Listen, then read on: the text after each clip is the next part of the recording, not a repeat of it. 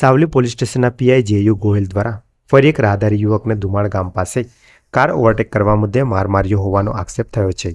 મળતી માહિતી મુજબ પિતાને દવાખાને મળવા જતા કાર્તિક ઘનશ્યામભાઈને ધુમાડ ગામ પાસે પીઆઈ જેયુ ગોહિલે ઊભો રાખ્યો હતો। પીઆઈ સિવિલ ડ્રેસમાં હતા અને રિવોલ્વર બતાવી માર માર્યો હોવાનો આક્ષેપ યુવકે કર્યો હતો।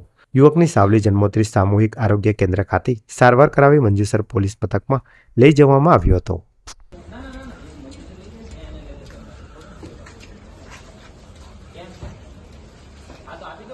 મારું નામ છે ભોઈ કાર્તિક કુમાર ઘનશ્યામભાઈ, મૂળ વતની ધનતેજ, તાલુકો સાવલી, જિલ્લો વડોદરા।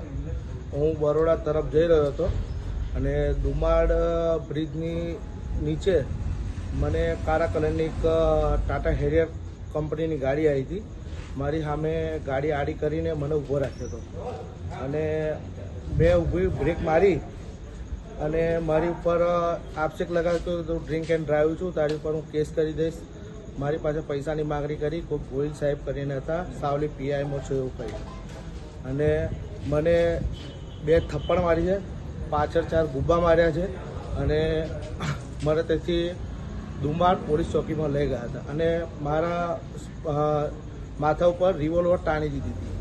મને કહે કે તમે પૈસા નહીં આપો તો તમારા ઉપર કેસ કરી દઈશ એવો ખોટો આરોપ કર્યો અને મને માર્યો છે। મને હાર્ટની બીમારી જેવું લાગે છે, મારી તબિયત બરાબર અત્યારે નહીં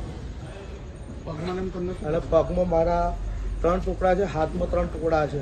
મેં સાહેબને કીધું કે સાહેબ મારી આવી પોઝિશન છે, મારો ઓપરેશન વાળું છે, તો બી સાહેબે મને માર્યો। મારું નામ છે કાર્તિક કુમાર ઘનશ્યામભાઈ ભોઈ।